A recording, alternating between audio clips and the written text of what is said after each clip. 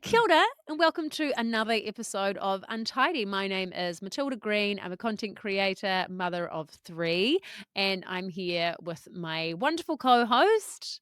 Oh, thank you, Maddie. Hannah Davison. I am the co-founder and author of the My Big Moments children's book series. I'm a mother of two. And without much further ado, because I tell you what, we've got a lot to get through today, we're very excited to welcome to the show someone I first met in the sauna at his very own wellness studio, Tim Bateman. We love a conscious and engaged dad on this show. Oh, don't we And ever? we do. And I tell you what, we're very selective. So, thanks for being here. But everyone, I think, is going to really enjoy hearing from you, Tim, and what you've got to say about fatherhood and raising teen daughters and the challenging process of letting go. And Tim, you're about to love hearing about yourself while we introduce you. So just, just settle in. So Tim Bateman is a former professional rugby player with an illustrious career, having played with the Crusaders, Hurricanes, provincial rugby teams in Canterbury and Wellington. He's also played internationally and represented New Zealand at under 19 and under 21 level, as well as for the Māori All Blacks, which he went on to captain.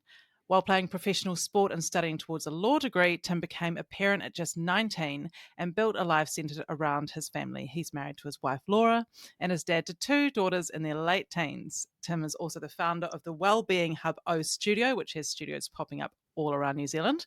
He's committed to sharing his passion for well-being, community, and ritual to recharge, recover, and improve our everyday lives. And I've actually had the great pleasure of being interviewed a couple of times on Tim's podcast, the O Studio podcast, to spill the beans on navigating separation, divorce, and with kids, and the wild world of modern dating. So we wanted to return the favour, have Tim on the show to talk about being a girl dad and what it looked like for him. Tim, welcome to Untidy. Oh, well, thanks so much for having me. It's actually hard listening to that stuff, but at the same time, if you haven't listened to the podcast that we did with Han, like I highly recommend. The dating one in particular was a real eye opener for me, Yeah. who never really was in the dating scene. To think that there's a dating scene out there and there's some There's crazy stuff that goes there's on. It's all like, all wow, these options. It was quite Yeah. fun, Maddie, actually, because sitting with Tim and his co-hosts, and they're all sort of in these long-term relationships, all happily sort of filed away, looking at each other, wow, going, "What the hell is she talking about? yeah. Honestly, it's What is this enlightening. It is whole new truly landscape?" enlightening. But you just mentioned, Tim, that you didn't really have a dating life because you met your now wife, Laura, when you were 15 and Yes. then became a dad at just 19, all while playing professional rugby, studying towards a law degree, quite a bit on. So, what was going through your mind when you found out that you were going to become a parent as well? Well, clearly not enough, clearly not a lot going through the mind at that time. I guess, yeah, like that first year, it was my first year out of high school actually. So like Laura and I, we had Shiloh, I was, as you mentioned, studying full time, and I just signed my first contract with the Crusaders. So it was like jumping in the deep end at all ends, like Mm.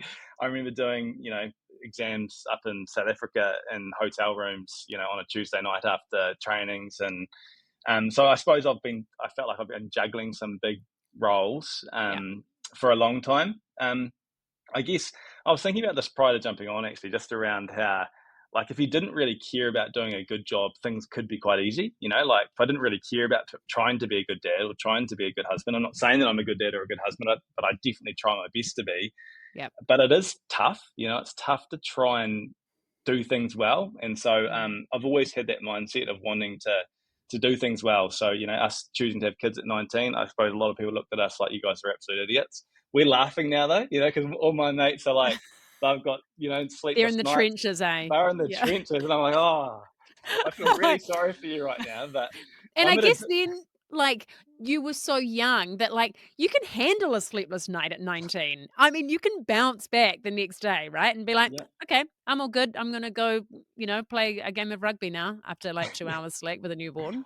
I know, I know. I see. We were literally, Laura and I were speaking about it the other day. Like, if we have an average sleep now, we're just like we're rolling out of bed, creaking. I'm like, Jesus, if we had to get up all through the night like we used to have to, I don't know how people do it. I don't know how people do it. But Yeah. I mean, it certainly came with its challenges. Having kids young, and I just remember getting some looks like, you'd be in a supermarket and people would look at you like, "Are you really? Are you guys really? Like, are Mm. you serious?" But once again, I don't think you can ever really be prepared to being a parent. Like I think it's like regardless of how well you're set up financially or career, or you you just make it work, don't you? Yeah. And we certainly made it, and I loved it. Like I seriously miss those times. I miss having like little people in the house that want to be around you. Yeah. Yeah. It's incredible. I mean, Yeah. it is like, it's adapt or die. You've got kids, you can't put them back.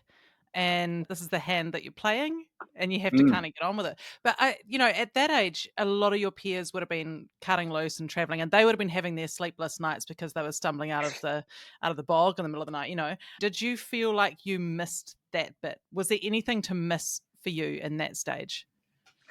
I reckon to be honest, there's probably a few times I thought, oh man, it would be nice to just have zero responsibilities. But that was it's genuinely only a tiny small few times. Like seriously, like I loved being a dad. Like I seriously loved it. Like I loved having little babies. I loved our little life together. Like I suppose one thing it didn't impact is it didn't really impact my career. Like if it had serious impacts on my ability to pursue the career that I wanted to, maybe it would have been more challenging. But the reality was I went straight into professional rugby, and so it didn't impact that. And in fact, that really helped us as a family. Like as a professional rugby player, 20 years ago, it was a really good time to be a dad. Like you had good balance. Like I could be leaving training at 1 o'clock in the afternoon and having a whole day with the girls. We'd have days off that we'd go and do fun things together, and there wasn't anywhere near the amount of analysis that needs to go on nowadays. I felt like I could be a good dad and Yeah. have a good career.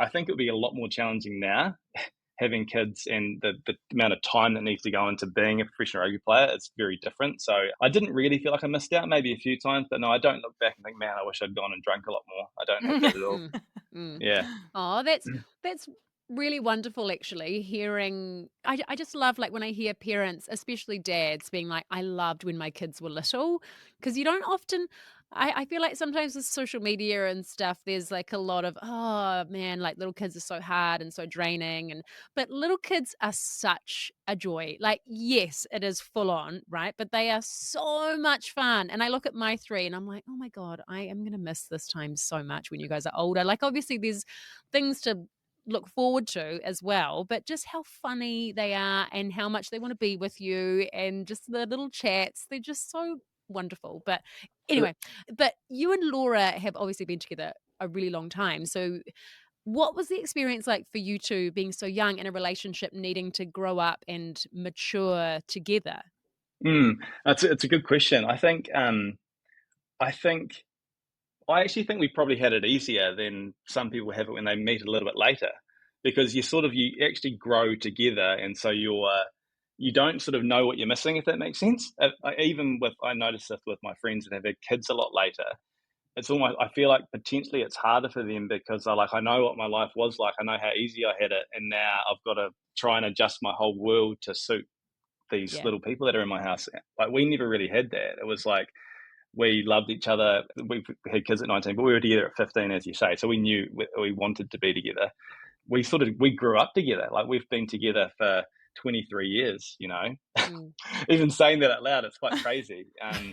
But I didn't feel, like, I felt like we were in it together. We've got this little crew and we're going to make it work.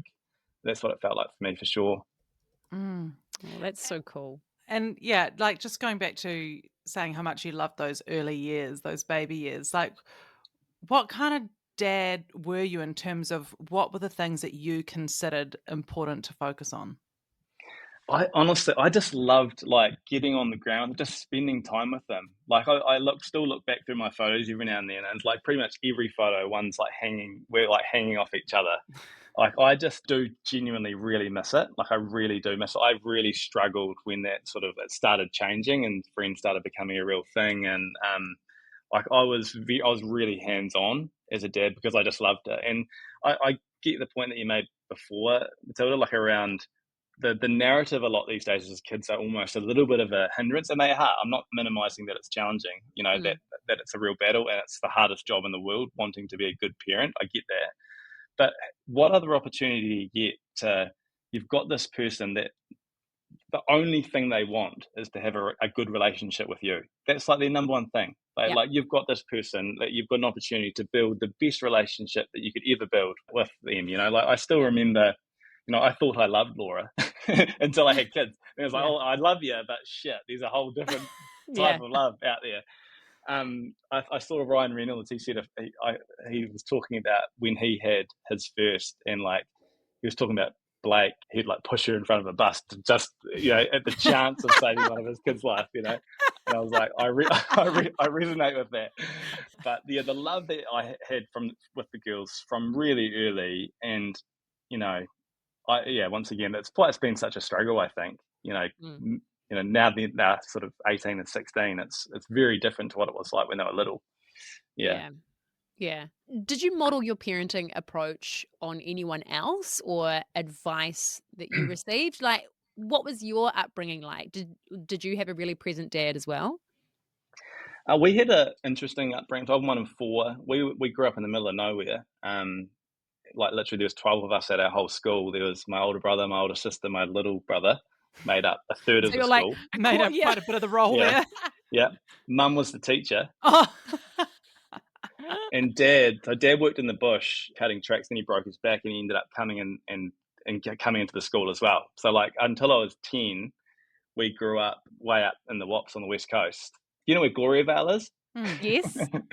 It wasn't Gloriavale, but it was very close to Gloriavale. I So didn't even know no Gloriavale was uniforms for you. Yeah, exactly. It's whole school trips to ski fields and stuff. But it was a really simple upbringing. Dad worked really hard. Like I don't have a huge amount of memories of being around Dad when we were younger. It was just us kids. But I mean, who did I model my parenting on? There was a couple of people. Knowing that I was going to be a dad, I wanted to be a good dad. I sort of tried to read books and talk to people about this stuff. One person that really sticks out was Mark Hammett. So he was a rugby coach of mine. And he sort of said to me, so he had two daughters as well, and they were a lot older. So I remember him saying to me, like, these three rules that he had, and it was around, so like, always respect their privacy, like from really young. So even when they were little, like knocking on the door, Mm-hmm. Showing a real respect for their privacy was step one. Love that. Step two was always tell them the truth. So irrespective of what they've asked, like just tell them the truth. It's way better. You're way better off telling the truth and dealing with those consequences than in any way seeing that you're hiding something from them. And there was a couple of stages that we probably shouldn't tell the truth. I think Shyla found out about Santa when she was like 1 or 2 or something. Is Santa true? No, he's actually not. Like, what? The whole world fell down. But that was like a principle I've always had, is like, I'm never ever lying to the girls, ever. That was one. And the third one, which is similar, but it was just never letting them down. Like, if I say I'm going to do something, I'm going to be there. If I'm going to pick you up at school at 3 o'clock, I'm never going to be there at 3:05. I'm going to be there at 2:55, like ready to go. They were sort of three things that from a really young age, I really tried to be, and then all the little things I know are important, like being present. Like we never had phones around the girls. Obviously back then it wasn't like a phone now that's pulling all your attention, but little things like that were really important to me. Yeah. Yeah. It's tricky that third one about never letting them down, because we're all human. Sometimes we make mistakes. Sometimes things go wrong. We can have the intention like, I never ever want to let you down, because of course you hold that sentiment, but then in practice sometimes stuff just doesn't go the way you want it to go. Yep. So then how did that go how do you reconcile that? Yeah, for sure. And I guess the change when they started becoming a little bit more independent, a little bit more grown up, I guess. And this was something that I learned the hard way, I think, but was around being just open and honest that you don't know everything and that you are imperfect, So, because, I guess when the kids are little, you're everything, you're the source of all knowledge, anything mum and dad say are just, wow, they're amazing. But making it really clear to them that I'm making a decision based on, this is the best guess I have right now. This is what I think is the right thing. But you know what? I might look back on this in 3 years' time and be like, what was I thinking? And actually saying that to them, like, this is what we've chosen, and you're not able to do this, or we think you should be doing this. And we could be wrong. We don't know it all. We could be wrong, but that's, as a parent, we have a responsibility to sort of, to make the best decisions we can for you if you can't make those decisions just for yourself. I think just being really open that we are imperfect. We will make mistakes, but we are just trying our best. This is the first time we've done it too. This is the first time I've been a dad. And so that's something that I definitely learned through time, for sure.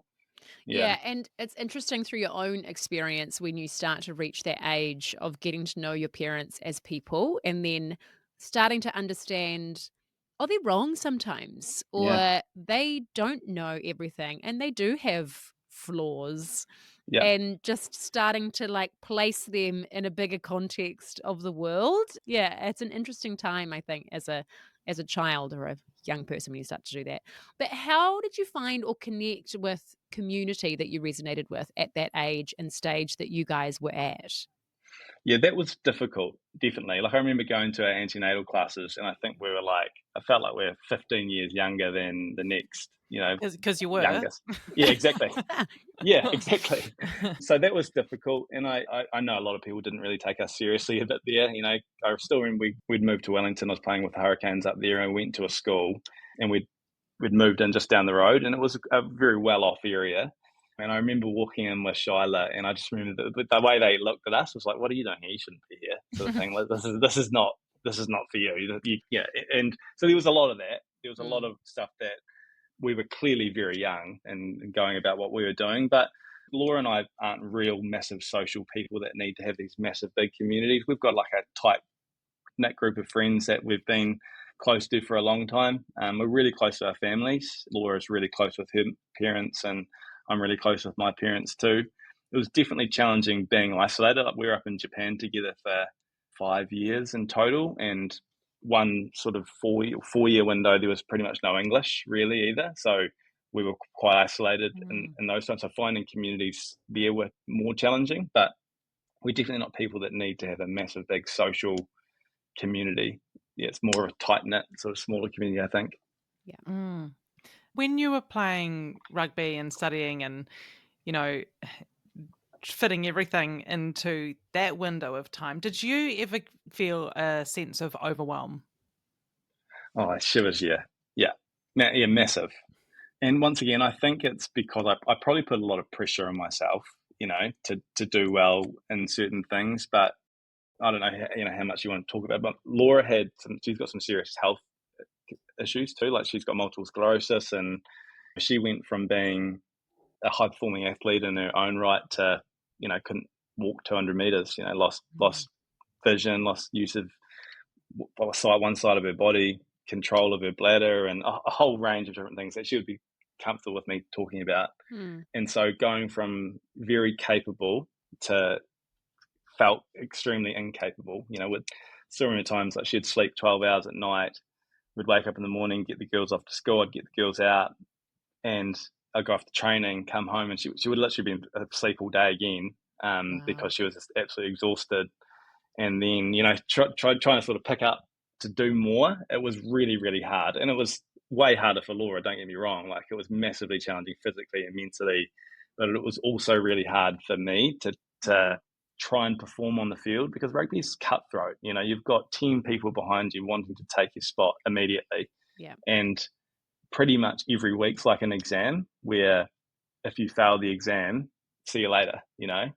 And so there was definitely some really challenging times through that window for sure. Yeah. Yeah. And what about ritual? Like, what kind of role has ritual played in your whānau? Like, how important has that been for you and getting through the difficult times that you guys have had to face?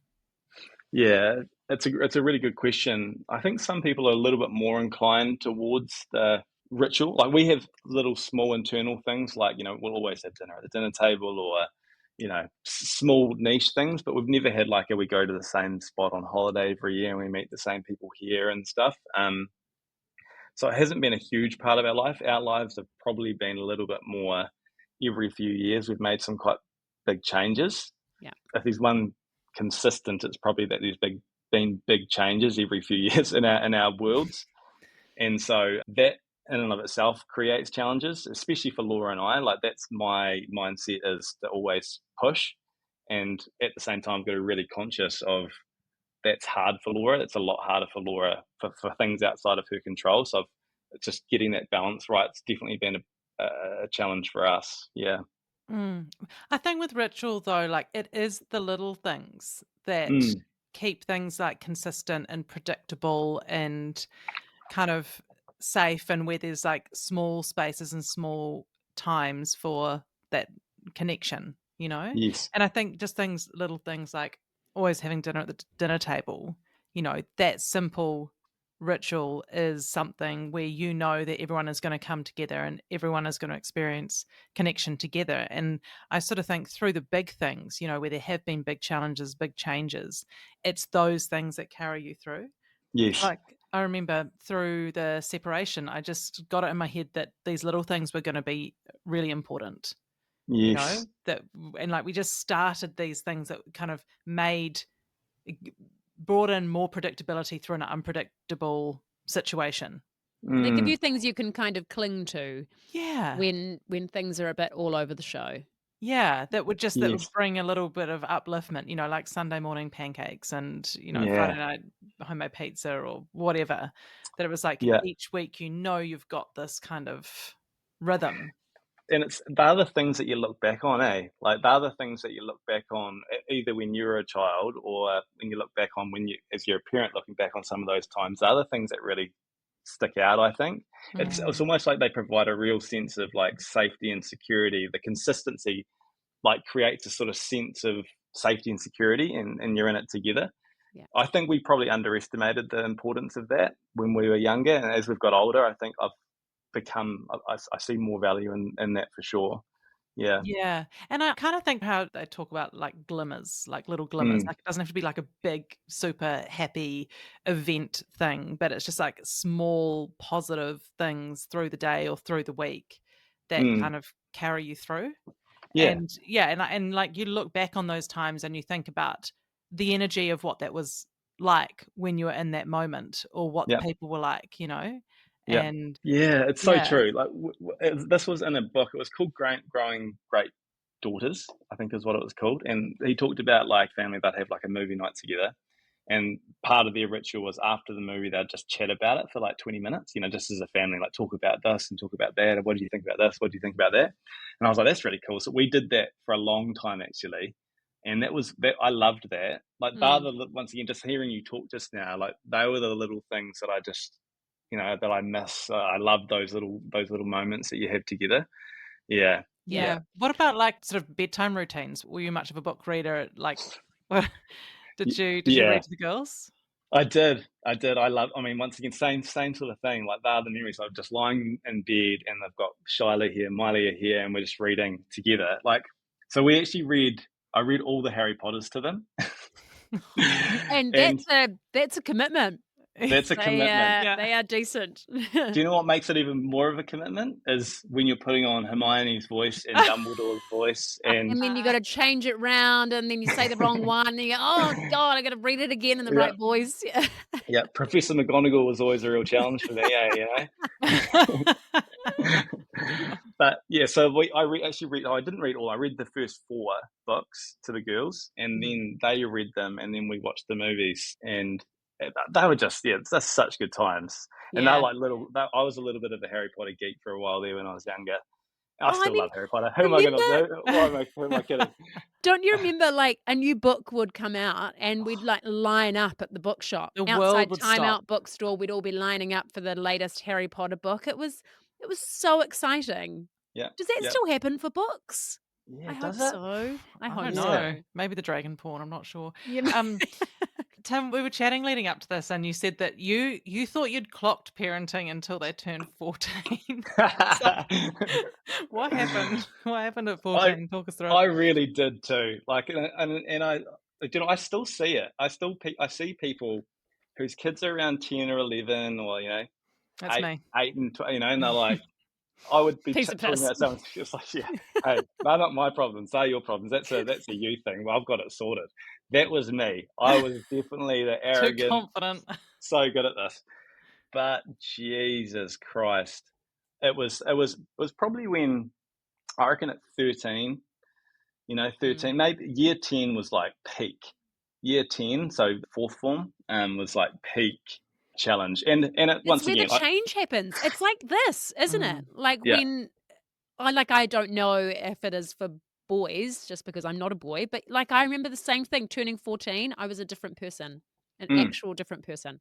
Yeah, yeah, and I knew I didn't do any sort of research into why or anything like that at the beginning. It was really so it was like I couldn't believe I was like, who is this person? Is just a completely different person?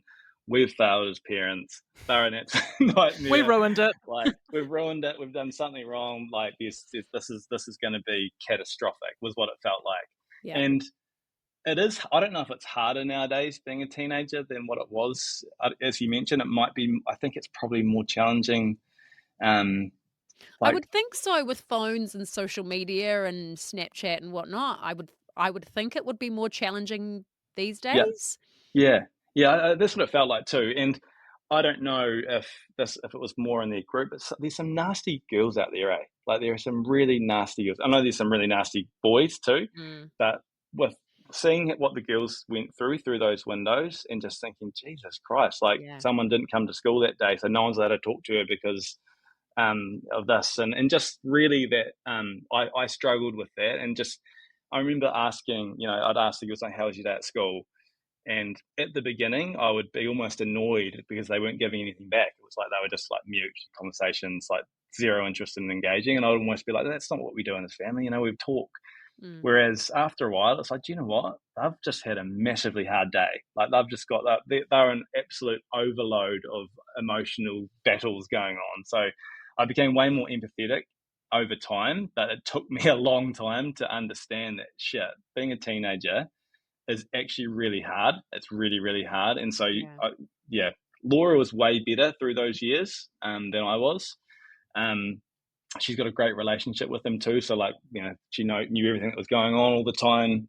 But far out, it's really hard to that Yeah. change, as you say, it happens overnight. That's what it Yeah, felt like.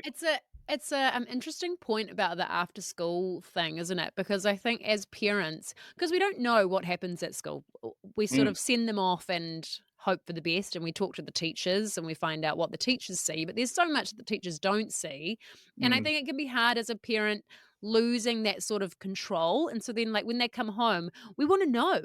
We want to mm, know everything that happened, who played with who, was someone mean to you, what happened, like what happened at lunchtime, but they've already kind of dealt with it. Like it must be really annoying for them to be like, oh, it's already happened. I have to go over it again. Like I'm already sitting with yeah, my son who's 5, and I'm like, so who'd you play with at lunchtime? And like, what'd you learn? What did you do this? And he just doesn't want to. He just wants yeah, to play and chill out at home. He just wants to connect. He doesn't want to talk about it. And it's almost like the start of just being okay with not knowing everything that has happened at school, of yeah, just being like, okay, I'm just going to make sure you know that you can tell me yeah. and just be okay with not knowing some things. Yes, It's yeah. so tough.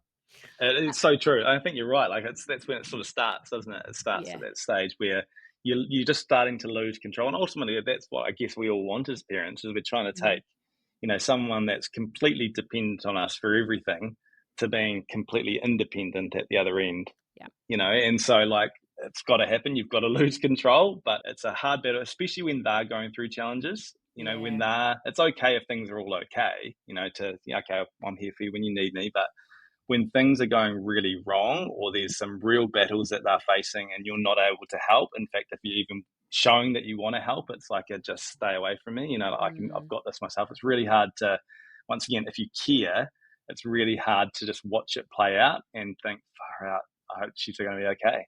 Yeah. It's tough. Yeah. And how did it feel to see your daughters kind of pulling away a little bit or deferring to Laura a little bit during those years? It was really challenging. Like seriously, it was like a just questioning. What am I meant to be doing? What's a good dad now? Like Mm. when they're younger, it's really obvious what being a good dad looks like. But Like play and fun and present yeah, and presence. engaging and yeah.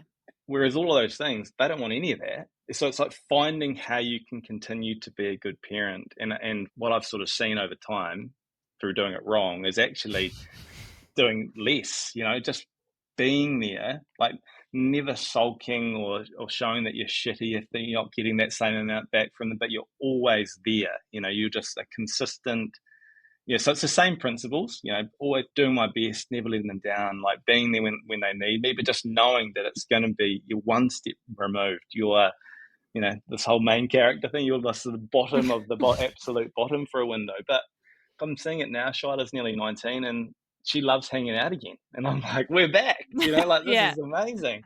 So I think it really is that window that as a dad, it's just never letting them be like, okay, you're off, you're in your own space now, you still got to be there, but you're just playing such a small window, a small part. Yeah. Mm.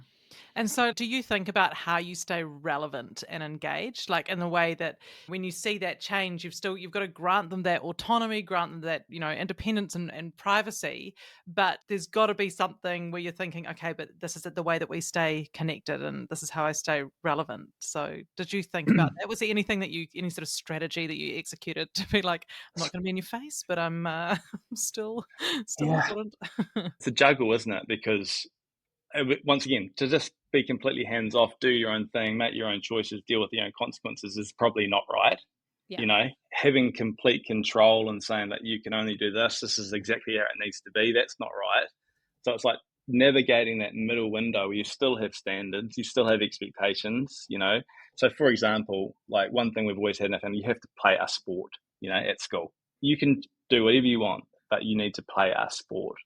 And Or and that's great because, like, even if they're shit at it, that's all part of it as well. That's great learning, feeling like, "Okay, I'm really shit at this, and I maybe don't wanna do it," but Yep. that helps build resilience as well.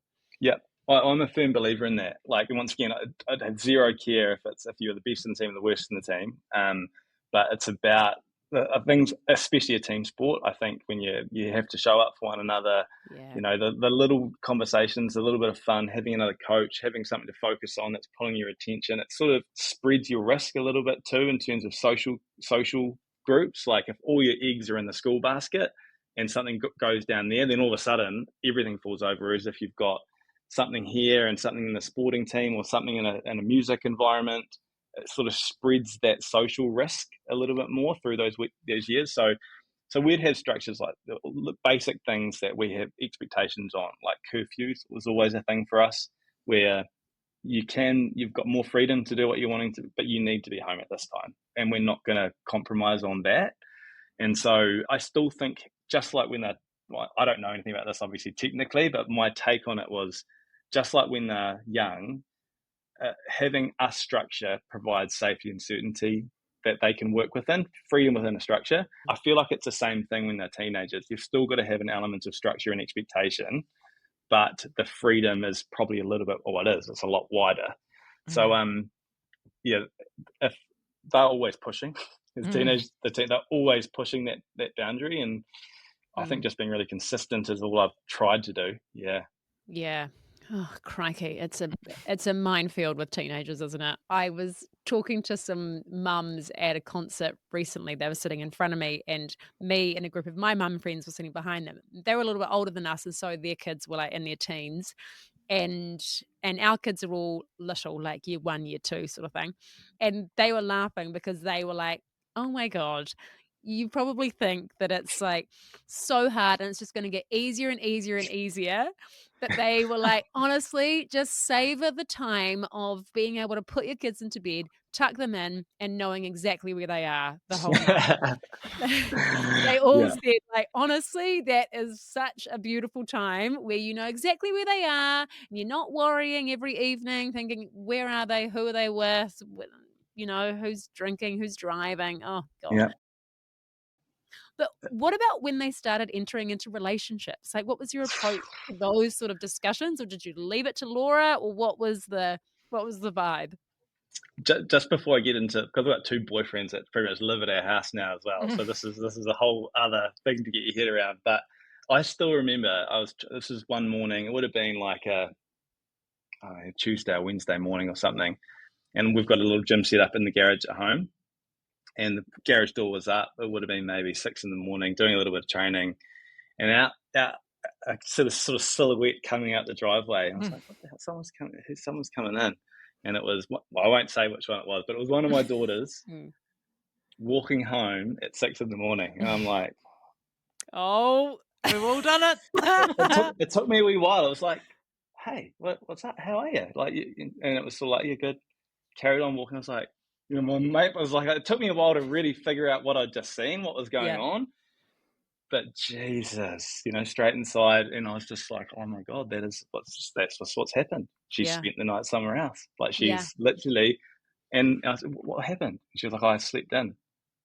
And I'm like, Like, oh my God, oh my God, oh my "What do God. you mean you slept in? Like, your bed's over there. What do you mean you slept in?" But that was the start. Like, that's the thing. Like, as all teenagers do, they're going to want to meet people. They've got boyfriends. They want to sleep over. If they can't sleep over, it's like, "What do you mean I can't sleep over? My friends all get to sleep over."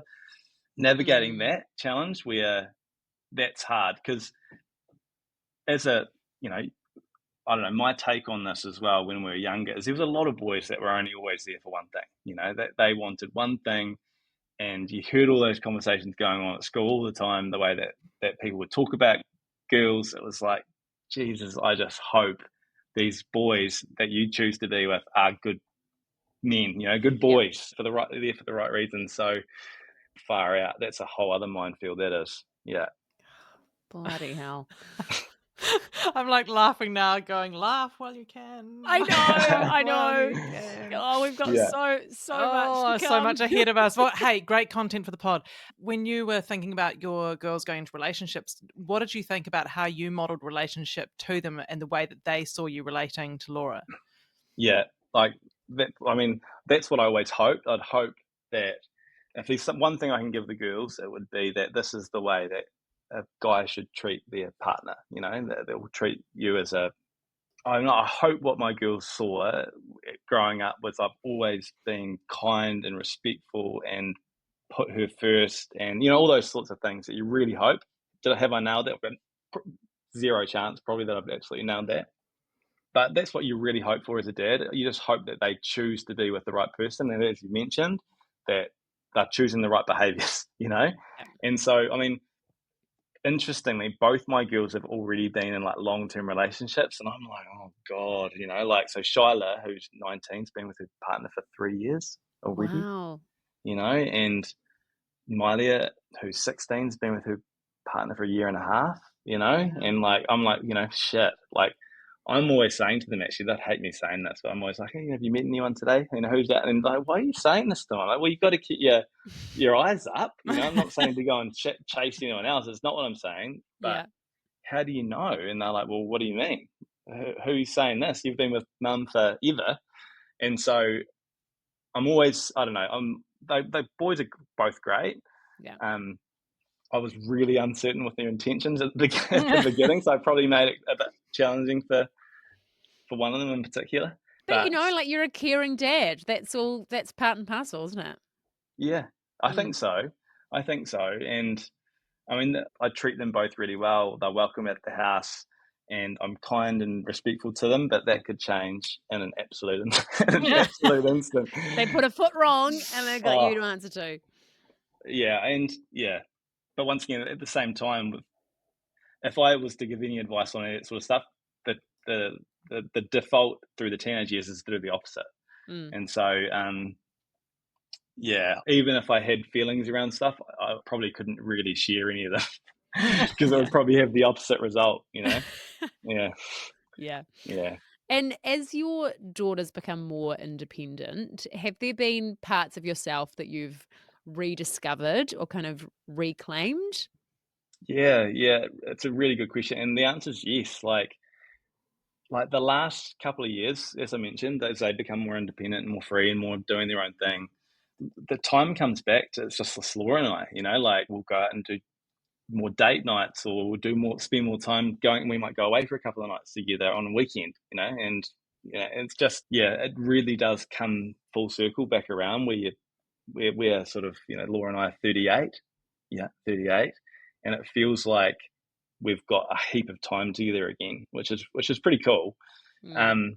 You can see how you can lose yourself, though. You can see how, like, when all your focus has been on your kids for such a long period of time, you can see the value of just continuing to keep showing up for each other, making time to spend with each other, because there is a whole other window at the other end that it's just a toy again. So we're definitely in that stage now where time's starting to free up again, which Yeah. is quite cool. Yeah. That's exciting. That's really exciting. And I guess that's where the foundations of a relationship come into play. Like if you've got the strong, solid foundations of like respect and friendship and all of that sort of thing, then you can kind of find each other again in that space after all the craziness of parenting and being so on with the kids. Then you can be like, oh, thank God we like each other. I know. Well, there's certainly a number of times I'm sure the last thing Laura has done is liked me.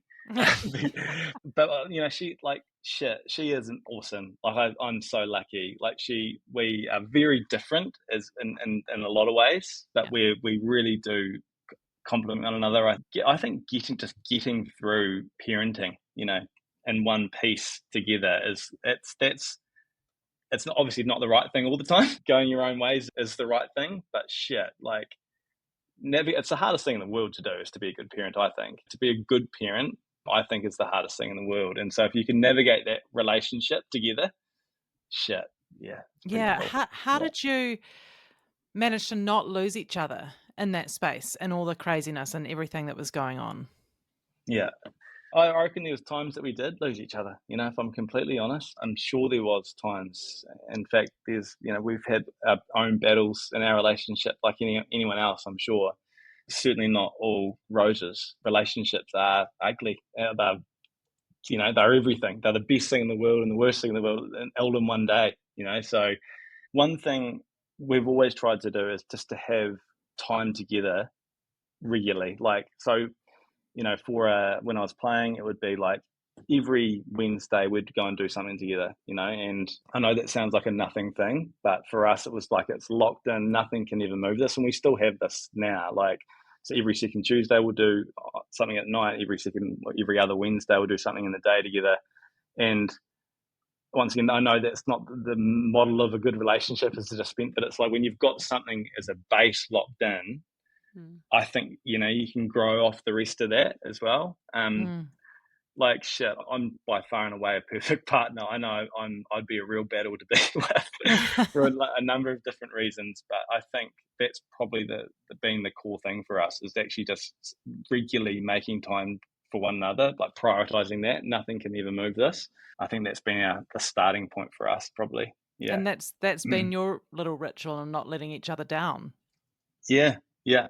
I think so. I mean, I've let Laura down lots, and I'm sure I'll let her down again. But I think she knows.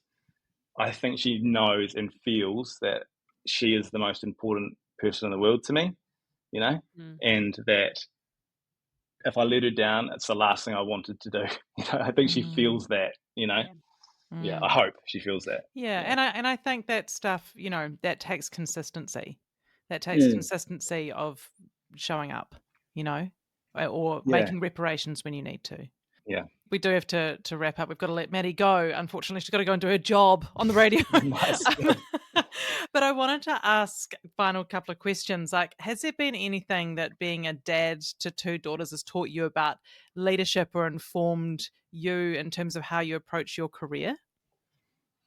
Yeah, I'd say do less, say less, ask better questions. Say less is so key, eh? Yeah, which I haven't done today, clearly, rambling away. Well, that's not really a strategy for a podcast, though, is it? But I think that, the do less, say less, and ask better questions. Like, I think we had an incredible podcast actually with a guy, Matthew Williams, and it's motivational leadership is what he educates on, but it's around how effectively if I say, hey, look, you should get to bed earlier, immediately in their head they're saying, and they're already solidifying why that's the wrong thing, and you've actually moved them further away from wanting to ever get to bed earlier. And so if you want them to get to bed earlier, it's around how can you ask a question that they'll actually want to do that, And so I think leadership and parenting is that in a nutshell. How can you, as a parent, help your children make better choices? I think it's by asking better questions, And what would that question have been? It would take a lot longer and it's way more effort, so the conversation may start in a completely different place, but ultimately it's, how are you feeling how did you feel out on the hockey field? I was a bit tired. That would lead on Mm. from there to like, Yeah. shit, Be that's like, you hard. Like, had a I bit of can a see late that. night or something, or Yeah, I can yeah. see that. Shit, this is a challenging one for you. I can see that you really want to stay late, because how good is it staying out late watching Netflix and chatting to friends at the same time you're telling me you're tired? That's a tough one, that is. And just Mm. leave it there. Don't even say anything, because then in their mind they're Plant like, the yeah, that seed, is hard. maybe, and Yeah. slowly connect the dots. And then I guess it's on their terms. It feels like they're making that decision for themselves, but you've led them there rather than like you're just telling them what to do or kind of nagging them about doing something differently. Yeah, Yeah.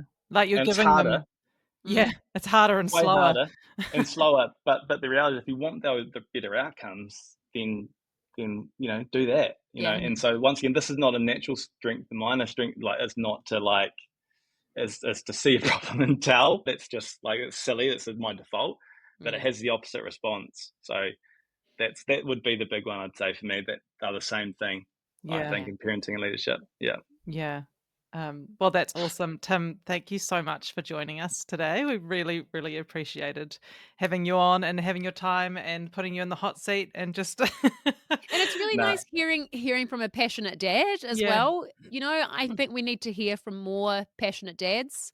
So yeah, it's really cool. And I've really loved chatting to you today. Thanks so much for your time. Yeah. No, I love what you do. I love what both of you do. I find it hilarious, actually, some of the stuff I see pop up from on my Some of the on my stuff stuff of you. we do get silly, Tim. We do get a little bit It's so on good. the silly It's what it's side. all about. It's what it's all about. So no, yeah, thanks for having me on. Yeah, I Uh, love that. it's been a pleasure. And yeah, just having someone on who like actually spends time thinking intentionally about what they're doing and why they're doing it as a parent, I think is like, it's great. You can't be a backseat driver. And Mm. particularly clearly not when they turn 14. Yeah. Well, Tim, thanks so much for joining us. We really appreciate it. Awesome, guys. Thanks so much. All right. Cheers. Thank you for listening to this episode of Untidy. If you enjoyed it, we'd love your support to keep making the show. The best thing you can do to help is subscribe by hitting follow in your podcast app and leaving us a little 5-star review. You can also now watch and subscribe on YouTube and check out how these millennials are keeping up with the cool kids on TikTok and the gram. Lastly, please share this podcast with your mates. It means that we can keep building this supportive community, keep giving you untidy episodes, and just keep doing what we love to do. Don't forget to check out mybigmoments.com for kids' books that make your tricky job of parenting a whole lot easier. Untidy listeners get a discount at checkout, so just pop in Untidy for 10% off your order. Lastly, we would like to thank all of the good people who make this podcast possible. Flicker Williams and Joe Rocker at My Big Moments for the beautiful artwork and design, Maxine London Creative for editing this episode, and Lana Byrne for creating our social content. And to you, our listeners, Araha nui, take care. We'll see you soon.